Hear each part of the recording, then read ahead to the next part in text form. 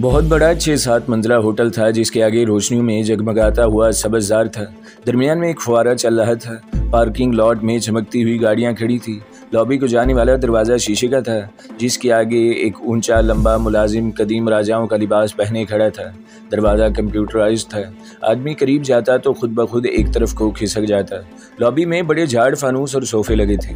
दिल्ली की हसीन औरतें रंग बिरंगी रेशमी साड़ियों में मलबूस तितलियों की तरह इधर उधर चहकती फिर रही थी। होटल पूरी तरह से एयर कंडीशन था और इसकी फिजा में हल्की हल्की गर्माइश थी। दिल्ली की शाम की शदीद सर्दी बाहर ही रह गई। अनवर खान हमें गाइड कर रहा था। हम बैरों की वर्दियों में मलबूस इसके पीछे पीछे चल रहे थे। वो हमें लॉबी में इसके दाएं जाने वाले दरवाजे से निकाल कर एक रहदरी में ले आया जहाँ किस्म किस्म के मशरूबात और खानों की खुशबुएं फैली हुई थी और सफ़ेद टोपियों वाले वेटर हाथों में ट्रे लिए आ जा रहे थे। इनमें खातून वेटर्स भी थी। रहदरी से गुजर कर हम एक मुस्ततील कमरे में आ गए जहाँ काउंटर पर शीशे और स्टेनलेस स्टील के मुख्तलिफ बर्तन पड़े थे। काउंटर के पीछे गैस के चूल्हों पर स्टेनलेस स्टील की बड़ी बड़ी देगचियाँ चढ़ी हुई थीं। शेफ़ और इसके असिस्टेंट बड़ी गर्मजोशी और मशीन के पुर्जों जैसी तेज़ी के साथ अपने अपने काम में लगे हुए थे। अनवर खान ने हम तीनों को एक तरफ बिठा दिया और एक सूट बूट वाले काले रंग के आदमी को अंग्रेज़ी में कहा, सर कानपुर वाले बैरे आ गए हैं। इस आदमी ने करीब आकर हमें सर से पांव तक देखा। हमारे शनाख्ती कार्ड जो हमारे कोट के कॉलरों से लगे थे चेक किए और हूँ करता दूसरी तरफ निकल गया। मुजाहिद अनवर खान ने रहमत खान को बुलाकर कुछ कहा और ख़ुद दूसरी तरफ चला गया। रहमत खान मेरे पास आकर बैठ गया और आहिस्ता से कहने लगा, डिनर ठीक 9 बजे शुरू होगा मगर इससे पहले हॉल में शराब चलेगी। मैंने धीमी आवाज़ में पूछा, क्या श्री राज वहाँ होगा? रहमत खान बोला, क्यों नहीं होगा, मैं तुम्हें इसकी शक्ल दिखा दूंगा। कमांडो खालिद भी मेरे करीब ही बैठा हुआ था। इसने धीमी आवाज़ में कहा, इसका नाम यहाँ न लो। मैं चुप हो गया। हम कोई पौन घंटा वहाँ बैठे रहे। इस दौरान मुजाहिद अनवर खान ने हमें चाय लाकर दी। मुजाहिद अनवर खान के अंदाज से मालूम हो रहा था कि वो भी वहाँ बाहर के बैरे के भेस में आया है और वहाँ कोई भी इसे नहीं पहचानता। काले चीफ बटलर कोर किचन के दूसरे आदमियों को ये ज़रूर मालूम था कि हम बाहर से मंगवाए गए हैं। श्री राज के ख़ास बैरे हैं जिन पर इसे पूरा भरोसा है। पौन घंटे बाद एक तरफ से शीशे की बड़ी खूबसूरत ट्रॉलियाँ आने लगीं। ये 6 ट्रॉलियाँ थीं जिन पर मुख्तलिफ शराबों की बोतलें लगी हुई थीं। रंग बिरंगे ब्लोर के हर साइज़ और हर किस्म के गिलास थे। हर ट्रॉली पर काफ़ी तादाद में इस्त्री किए हुए सफ़ेद रुमाल तय करके रखे हुए थे। हर ट्रॉली में एक एक तांबे का गुलदान था जिसमें मौसम के फूल सजे हुए थे। काला चीफ बटलर अंग्रेज़ी बोलता हुआ आगे गया और बोला, जल्दी से अटेंशन हो जाओ, पार्टी का पहला सेशन शुरू हो रहा है। वहाँ बाहर से आए हुए 3-4 दूसरे बैरे भी थे जो हमारे करीब ही स्टूलों पर बैठे थे। वो जल्दी से उठ खड़े हुए। हम भी उठकर अटेंशन हो गए। एक एक वेटर को एक एक ट्रॉली दे दी गई। चीफ बटलर ने करख्त आवाज़ में कहा, lift number 4 story number 5। Okay जाओ। अनवर खान वहाँ नजर नहीं आ रहा था। एक ट्रॉली कमांडो खालिद को दी गई, एक ट्रॉली मुझे और एक ट्रॉली मुजाहिद रहमत खान लेकर लिफ्ट की तरफ बढ़ा। वो हमारे आगे आगे था। हम लिफ्ट के पास जाकर रुक गए। लिफ्ट खुली। मैंने देखा कि मुजाहिद अनवर खान लिफ्ट के अंदर मौजूद है। हमारे पीछे पीछे दूसरे शहरों से आए हुए 3 बैरे भी थे। अनवर खान ने इन्हें हाथ के इशारे से बुलाकर कहा, तुम पहले आओ जल्दी। तीनों बैरे शराब की बोतलों से लदी हुई ट्रॉलियां लेकर जल्दी जल्दी ट्रॉली को हाथों से चलाते लिफ्ट में दाखिल हो गए। अनवर खान ने लिफ्ट का दरवाज़ा बंद कर दिया। मैं, कमांडो खालिद और मुजाहिद रहमत खान अपनी अपनी ट्रॉलियों के पास खड़े लिफ्ट के दरवाजे के ऊपर बदलते हुए नंबरों को तकने लगे। लिफ्ट 5वीं मंजिल पर रुक गई थी। इसके बाद लिफ्ट ने नीचे आना शुरू कर दिया था। ग्राउंड फ्लोर पर आकर लिफ्ट का दरवाज़ा खुला और अनवर खान ने हमें अंदर आने का इशारा किया। जैसे ही लिफ्ट का दरवाज़ा बंद हुआ, अनवर खान ने लिफ्ट का बटन दबा दिया और कोने में पड़ा हुआ पीतल का एक गुलदान उठाकर ट्रॉली वाले गुलदान के साथ बदल दिया। कोने वाले गुलदान इसने ट्रॉली में रख दिया और ट्रॉली वाला गुलदान लिफ्ट के कोने में रखकर लिफ्ट पर 5 नंबर का बटन दबा दिया। लिफ्ट ऊपर चढ़ने लगी। मुजाहिद रहमत खान ने मुझे कहा, तुम मेरे साथ हॉल में जाओगे? कमांडो खालिद से इसने कहा, कमांडर तुम दूसरी तरफ ट्रॉली लेकर जाओगे और जहां तुम्हें हॉल कमरे का अटेंडेंट कहेगा वहां ट्रॉली रखकर वापस नीचे वाले कमरे में आ जाओगे। अनवर खान ने मुझसे कहा, यह गुलदान श्री राज वाली टेबल पर इसके सामने रखना होगा। फिक्र न करो, ऐसा ही होगा। मैंने धीमी आवाज़ में जवाब दिया। लिफ्ट 5वीं मंजिल पर आकर रुक गई। लिफ्ट का दरवाज़ा खुलते ही कमांडो मंजर खालिद अपनी ट्रॉली को एक तरफ लेकर चला गया। मुझे मुजाहिद रहमत खान गाइड कर रहा था। वो मेरे आगे आगे था। हमें एक रोशनियों से जगमगाती हुई राहदरी से गुजर रही थी। सामने डाइनिंग हॉल का दरवाज़ा था, जिसके बाहर एक मुसल्ले गार्ड खड़ा था। इसने पहले मुजाहिद अहमद खान की ट्रॉली चेक की, फिर मेरी ट्रॉली पर लगी बोतलों, गिलासों और दूसरी चीज़ों को चेक किया और दरवाजे का एक पट खोल कर कहा, ये चीज़ें रख कर फ़ौरन वापस आ जाओ। मैंने कहा, यस सर। डाइनिंग हॉल मेहमानों से भरा हुआ था और लोग बातें कर रहे थे। किसी वक्त हल्के से कहकहों की आवाज़ भी आ जाती थी। रहमत खान ट्रॉली लेकर मेरे साथ चलने लगा। इसने एक सुतून की तरफ देखकर आहिस्ता से कहा, सामने वाले सुतून के पास सुनहरी फ्रेम वाली ऐनक लगाए श्रीराज बैठा है। तुम्हें ट्रॉली दरमियान में रखकर अपना गुलदान श्रीराज के सामने मेज़ पर रखना है। ये कहकर वो दूसरे विंग की तरफ चला गया। मैं आहिस्ता आहिस्ता ट्रॉली को लेकर मेहमानों की बड़ी मेज़ों के दरमियान आ गया। ट्रॉली वहीं रहने दी और गुलदान उठाकर सुनहरी फ्रेम वाली ऐनक जिसने लगाई हुई थी, इसके सामने वाले शीशे की मेज़ पर रख दिया। मैंने एक नज़र श्रीराज पर डाली। 50 के करीब उम्र होगी, बालों में सफ़ेद झलकने लगी थी, चेहरे पर करख्तगी और दरख्तगी थी, आंखों के गिर्द हल्के पड़े हुए थे जो इसकी बेराह रवी और शराब नोशी की गमाजी कर रहे थे। गुलदान में सुरख गुलाब के पौधे खिले हुए फूल सजे हुए थे, लेकिन इन फूलों के दरमियान गुलदान की तह में ऐसा धमाका खेज मादा भरा हुआ था कि जो इस होटल की पूरी मंजिल को तहस नहस करने के लिए काफ़ी था। मैं गुलदान रखते ही पीछे हटा और बड़े अदब से चलता दरवाजे की तरफ बढ़ा। मुझे नहीं पता इस वक्त मुजाहिद अहमद खान और कमांडो खालिद कहाँ थे। मुझे हिदायत की गई थी कि मैं गुलदान रखने के फ़ौरन बाद नीचे कैटरिंग रूम के बाथरूम में आकर बैरों वाली वर्दी उतार कर दूसरे कपड़े पहनूंगा और होटल से फ़ौरन निकल जाऊंगा और दूसरे चौक में ख़ास रेस्टोरेंट में रुक कर अपने साथियों का इंतज़ार करूंगा। धमाका खेज़ गुलदान मुजाहिद अहमद और अनवर खान ने अपने एक साथी की मदद से ख़ास तौर पर तैयार करवाया था, जो धमाका खेज़ मवाद तैयार करने में माहिर था। मुझे बताया गया था कि गुलदान में लगाया हुआ बम या बारूद 1 घंटे बाद फट जाएगा। अनवर खान ने धमाका खेज़ गुलदान लिफ्ट में मेरी ट्रॉली पर रखते हुए इसके ख़ास बटन को दबा दिया था। गुलदान बम की उल्टी गिनती इसी वक्त से शुरू हो गई थी। मैं लिफ्ट में बैठकर नीचे कैटरिंग रूम में आ गया। यहाँ 2-1 बैरों के सिवा और कोई नहीं था। मैंने अपने कपड़े बाथरूम के एक बक्स में छुपाए हुए थे। बाथरूम में घुसकर मैंने जल्दी बैरे की वर्दी उतार कर बक्स में छुपा दी और अपने कपड़े पहनकर बाथरूम से निकला और जैकेट के कॉलर ऊपर उठाए और तेज़ कदमों से कैटरिंग रूम में चलता हुआ कॉरिडोर में और वहाँ से होटल की लॉबी में आ गया। धमाका होने में मेरे हिसाब से अभी आध घंटा बाकी था। मैं होटल के सब्ज़ाजार के करीब से होता हुआ गेट में से बाहर निकल गया। जिस रेस्टोरेंट में पहुंचकर मुझे अपने साथियों का इंतज़ार करना था, वो मामूली सा चाय खाना था और पैलेस होटल से ज़्यादा दूर नहीं था। इस वक्त मुझे एहसास हुआ कि यह जगह मुनासिब नहीं थी। हमें वहाँ से काफ़ी दूर जाकर एक दूसरे से मिलना चाहिए था, मगर अब जगह नहीं बदली जा सकती थी।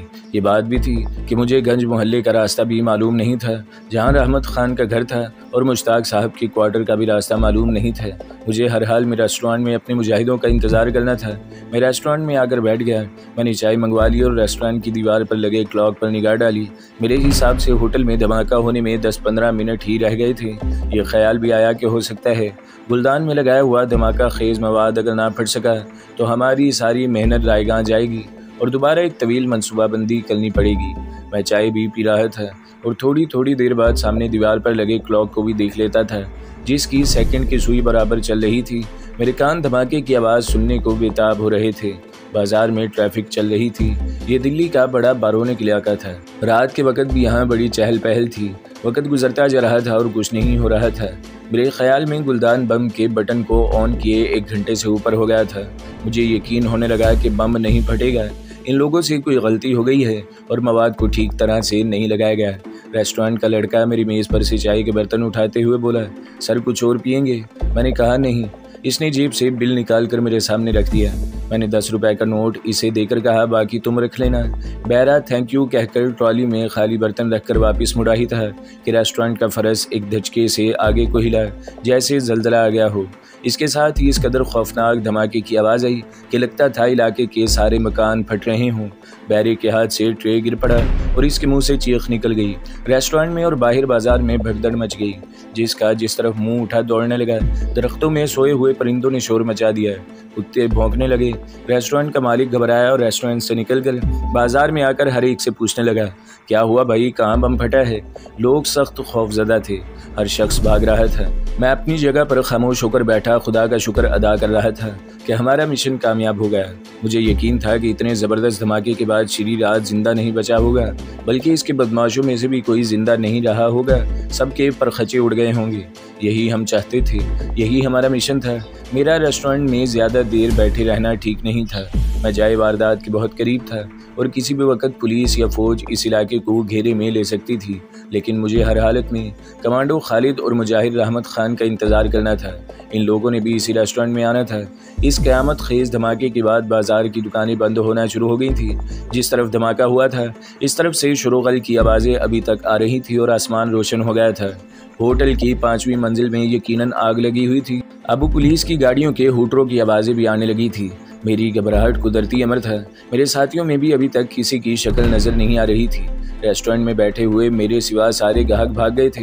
रेस्टोरेंट का मालिक और बैरा भी अभी तक बाहर खड़े इस तरफ देख रहे थे जिस तरफ आसमान आग के शोलों से रोशन था।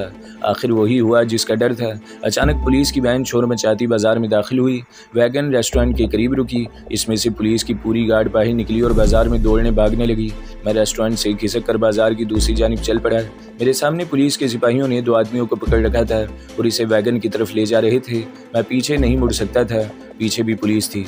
आगे की जानिब नहीं दौड़ सकता था, आगे भी पुलिस पकड़ धकड़ कर रही थी। मेरा ख्याल था कि मैं निकल जाऊंगा। मैं ऐसे चल रहा था जैसे मुझे पता ही नहीं कि वहाँ क्या हो रहा है और क्या हो चुका है। 3 पुलिस कांस्टेबल एक आदमी को पकड़कर वैगन की तरफ ला रहे थे। मैं जैसे बज़ाहिर बेनियाजी से इनके करीब से गुजरा, एक कांस्टेबल ने मेरी तरफ देखा और बोला, कहाँ से आ रहे हो बाबू, ठहर जाओ। मैं ठहर गया। भागने से मामला मज़ीद ख़राब हो सकता था। वो कांस्टेबल मेरी तरफ बढ़े। एक ने मुझे बाजू से पकड़ लिया। मैंने कहा, क्या बात है, मैं होटल में चाय पी कर आ रहा हूँ। दूसरे संतरी ने मेरी गर्दन को पकड़ते हुए कहा, कौन हो तुम? मुझे तो तुम आतंकवादी यानी दहशतगर्द लगते हो।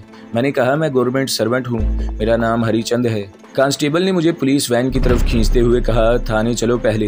मैंने अपने आप को छुड़ाने की कोशिश की तो कांस्टेबल ने अपने साथियों को आवाज़ दी, अरे इधर आओ, मैंने आतंकवादी पकड़ लिया है। शायद मैंने जो अपने आप को छुड़ाने की जद्दोजहद की थी, इससे वो समझा कि मैं भागने लगा हूँ और ज़रूर पैलेस होटल के धमाके से मेरा कोई ताल्लुक है। 3-4 मुसल्ले पुलिस कांस्टेबल दौड़ कर आए। उन्होंने मुझे काबू कर लिया और दूसरे आदमियों के साथ वैगन में धकेल कर दरवाज़ा बंद कर दिया। ये सब कुछ इस कदर अचानक और गैर मुतवक्के तौर पर हो गया था कि मैं सिवाय हैरान और परेशान होने की और कुछ नहीं कर सका था। मेरा इस तरह पुलिस के हाथों पकड़ा जाना मेरे साथियों के लिए खतरे का बाइस हो या ना हो, लेकिन मेरे लिए बहुत ही खतरनाक बात थी, क्योंकि इस दिल्ली शहर में मैं पुलिस इंटेलिजेंस के 3 आदमियों को हलाक कर चुका था और एक CID वाले ने मुझे कुछ अरसा पहले मुश्ताक साहब वाले क्वार्टर में आते जाते देखा भी था। अगर इससे आमना सामना हो गया तो वो मुझे फ़ौरन पहचान सकता था। इंटेलिजेंस के 3 आदमियों का खून इसी क्वार्टर के इर्द गिर्द इनकी ड्यूटी के दौरान हुआ था। वैगन चारों तरफ से बंद थी। मेरे साथ 3 और आदमी भी थे जिनको पुलिस ने शुबे में पकड़ लिया था। ये तीनों घबराए हुए थे। इनमें से एक बार बार कह रहा था, मेरा बेटा अखबार के दफ्तर में काम करता है, मैं इन पुलिस वालों से समझ लूँगा। यकीन करें, मैंने इस वक्त बड़े खुलूस दिल से खुदा से दुआ मांगी कि मैं इंसान से सांप के रूप में आ जाऊं, मगर मेरी दुआ को बाजियाबी हासिल न हुई। मैं सांप न बन सका। पुलिस वैगन रात की तारीकी में दिल्ली के मुख्तलिफ सड़कों पर से तेज़ी से गुजरती। एक तरफ घूम कर रुक गई। हमें बाहर निकाला गया। ये कोई पुलिस स्टेशन था। वहाँ पुलिस की पूरी गार्ड मौजूद थी। एक थानेदार हमारी तरफ दौड़ता हुआ आया। वो सिख था। इसने पूछा, मुलजिमों को पकड़ा कि नहीं? जिस कांस्टेबल ने मुझे दबोचा था वो बोला, सर ये तीनों आतंकवादी हैं सर, जाए वारदात से भाग रहे थे। मैंने बड़ी मुश्किल से इन्हें काबू किया सर। सिख थानेदार ने हमें पंजाबी में गाली देकर कहा, अंदर दे दो इनको। इस वक्त हमें हवालात में बंद कर दिया गया। मैं सोचने लगा, या अल्लाह, ये मैं किस मुसीबत में फंस गया हूँ। अब क्या होगा? वो लोग मुझे कहाँ तलाश कर सकेंगे? मेरी मदद को तो कोई नहीं आएगा। मैं मुश्ताक साहब का नाम भी जाहिर नहीं कर सकता था। पुलिस स्टेशन पर एक अफरा तफरी सी मची हुई थी। मालूम हुआ कि पैलेस होटल का पूरा एक ब्लॉक धमाके से उड़ गया है और एक भी आदमी जिंदा नहीं बचा है। इस खबर से मुझे इत्मीनान ज़रूर हुआ था, लेकिन मैं एक ऐसी मुश्किल में फंस गया था जिससे बज़ाहिर मुझे छुटकारा मिलता नज़र नहीं आता था। मेरे साथ हवालात में 3 आदमी थे। इनमें 2 नौजवान थे, एक पक्की उम्र का था। तीनों हिंदू थे। पक्की उम्र वाले आदमी का बेटा दिल्ली के किसी अखबार में मुलाजिम था। वो बार बार हवालात के बाहर खड़े मुसल्ले संतरी को कह रहा था कि मुझे टेलीफोन करने दो, मैं तुम सब लोगों को लाइन हाजिर करवा दूंगा। इसका शोर सुनकर एक कांस्टेबल आया। इसने जब सुना कि इस आदमी का बेटा दिल्ली के किसी अखबार में काम करता है तो इसने कहा, लाला जी अपने बेटे का टेलीफोन नंबर बताओ, हम अभी मालूम कर लेते हैं कि तुम सच बोल रहे हो या झूठ। लाला जी ने अखबार के दफ्तर का नंबर दिया और कहा, मेरे बेटे का नाम बिशन दास है, वो रात की ड्यूटी पर होता है, इस वक्त दफ्तर में ही होगा, मेरी इससे बात कराओ। हेड कांस्टेबल ने कहा, बस बस आराम से बैठो, हम अभी फ़ोन करके मालूम करते हैं। हेड कांस्टेबल चला गया। लाला जी बार बार एक ही फिक्रा दोहराने लगे, मैं पूरे थाने को डिसमिस करा दूंगा, इन्हें एक शरीफ आदमी को हवालात में बंद करने का मजा चखा दूंगा। थोड़ी देर बाद वही कांस्टेबल आया। इसने लाला जी से कहा, लाला जी बाहर आ जाएं। लाला जी ने बड़े फख्र के साथ कहा, अब तुम लोगों को पता चला कि मैं कौन हूँ। हेड कांस्टेबल लाला जी को हवालात से निकाल कर अपने साथ ले गया। मैं अपने 2 साथियों समेत हवालात में ही बंद पड़ा था। ये दोनों नौजवान हिंदू थे और किसी कॉलेज में पढ़ते थे। इनमें से एक कहने लगा, पुलिस हमारी स्टूडेंट्स यूनियन की पावर से शायद वाकिफ़ नहीं है, सुबह होने दो, मैं यहाँ एजिटेशन करवा दूंगा। उन्होंने मुझसे पूछा कि मैं कहाँ काम करता हूँ। मैंने यूं ही कह दिया कि दिल्ली की एक फर्म में हेड क्लर्क हूँ। रेस्टोरेंट में चाय पी रहा था कि धमाका हुआ। मैं रेस्टोरेंट से निकल कर जाने लगा तो पुलिस ने मुझे भी पकड़ लिया। मैं बेगुनाह हूँ। एक दूसरे स्टूडेंट ने कहा, मियाँ जी आप बिल्कुल फिक्र न करें, सुबह होने से पहले पहले आपको भी हम यहाँ से निकलवा कर ही दम लेंगे। मगर मुझे मालूम था कि मेरा वहाँ से निकलना अब तकरीबन नामुमकिन था। मैंने पुलिस को कहा था कि मैं गवर्नमेंट सर्वेंट हूँ और जब इन्हें मालूम होगा कि मैंने झूठ बोला था तो मुझ पर इनका शक शुबा और पुख्ता हो जाएगा और मुझे किसी टॉर्चर सेंटर पर ले जाकर मुझ पर तशद्दुद का घिनौना सिलसिला शुरू हो जाएगा। कुछ ही देर बाद मुझे सिख थानेदार के सामने ले जाया गया। इसने मुझसे मेरा नाम पूछा। मुझसे गलती हो गई थी कि मैंने घबराहट में अपने आप को हिंदू जाहिर किया था और अपना नाम हरीचंद बताया था। ये नाम हिंदू कांस्टेबल को याद था। ये हिंदू कांस्टेबल भी वहाँ मौजूद था। मैंने कोई दूसरा नाम नहीं बता सकता था। मैंने कहा, मेरा नाम हरीचंद है। कहाँ काम करते हो? सिख थानेदार ने पूछा। कांस्टेबल ने कहा, जनाब ये कहता है कि मैं गवर्नमेंट सर्वेंट हूँ। सिख थानेदार ने मेरी तरफ घूरते हुए पूछा, कौन से डिपार्टमेंट में हो? मैंने यूं ही कह दिया, हेल्थ डिपार्टमेंट में असिस्टेंट हूँ। सिख थानेदार बोला, तुम दिल्ली वाले नहीं लगते, पंजाबी हो। मैंने पंजाबी में कहा, जी हाँ, जलंधर में हमारा घर है। मैंने ये सोचे समझे बगैर जलंधर का नाम ले लिया था। मुझे मालूम नहीं था कि मेरा पंजाबी बोलने का लहजा जलंधरों वाला नहीं है। यही एतराज़ सिख थानेदार ने किया और कहा, तुम जालंधर के नहीं हो, तुम तो पाकिस्तान के झेलम और चकवाल के रहने वाले की तरह पंजाबी बोलते हो। सच सच बता दो कि इस धमाके में तुम्हारे साथ और कौन कौन था? मैं खुद ही अपने जाल में फंस गया था। मैंने कहा, मैं आतंकवादी नहीं हूँ, मैं भारत सरकार का मुलाजिम हूँ, आप पता कर सकते हैं। मैं झूठ पर झूठ बोले जा रहा था और अपने जाल में मज़ीद उलझता जा रहा था। मैं ऐसा करने पर अब मजबूर था। हेड कांस्टेबल बोला, जनाब ये मुझे पाकिस्तानी आतंकवादी लगता है, हमने ठीक मुजरिम को पकड़ लिया है। सिख थानेदार को यकीन हो गया था कि इसने पैलेस होटल में धमाका करने वाले पाकिस्तानी दहशतगर्दों में से एक को पकड़ लिया है। वो बड़ा खुश था। इसने इसी वक्त किसी जगह फ़ोन किया और कहने लगा, सर मैं गुरुदास सिंह SHO थाना नेहरू नगर बोल रहा हूँ। सर हमने एक आतंकवादी को पकड़ लिया है। Yes sir, thank you sir. इसने फ़ोन बंद कर दिया और मेरी तरफ फातिहाना अंदाज में देखते हुए बोला, अभी तुम सब कुछ बक दोगे? इसने कांस्टेबल से कहा, इसे अलग ले जाकर दूसरे हवालात में बंद कर दो और हथकड़ी लगा कर ले जाना। तुमने अभी तक इसे हथकड़ी क्यों नहीं लगाई? इसने चिल्लाकर बाहर से किसी संतरी को आवाज़ दी और कहा, हथकड़ी लाओ। मुझे इसी वक्त हथकड़ी लगा दी गई। मेरी तलाशी ली गई। मेरे पास कुछ भी नहीं था। सिख थानेदार ने मेरी आंखों में आंखें डालकर मेरे बिल्कुल करीब आकर कहा, क्या नाम बताया था तुमने अपना? मैंने बेदिली से कहा, हरीचंद। मैं और क्या नाम बताता? फंस गया था। अब इसे झूठ को मजीद पुख्ता करने के सिवा और कुछ नहीं हो सकता था। सिख थानेदार ने हिंदू कांस्टेबल को हुक्म दिया, इसकी पतलून उतारो, अभी पता चल जाता है ये कौन है। ये एक ऐसा इम्तिहान था कि जिसमें मैं फेल था। कांस्टेबल ने मेरी पतलून नीचे कर दी। सिख थानेदार ने फातिहाना गरज के साथ कहा, ये पाकिस्तानी मुसलमान आतंकवादी है। इसने मुझे गर्दन से पकड़कर फर्श पर बिठा दिया और पंजाबी में इंतहाई धीमे लहजे में बोला, ये बात साबित हो गई है कि तुम मुसलमान हो और पाकिस्तानी हो और तुम लोगों ने ही पैलेस होटल में धमाका करके 70 आदमियों को हलाक किया है। लेकिन चूंकि तुम पंजाबी हो, मैं भी पंजाबी हूँ, अगर तुम मुझे अपने साथियों के नाम पते बता दो तो मैं वादा करता हूँ कि मैं तुम्हें ज़रूर बचा लूँगा।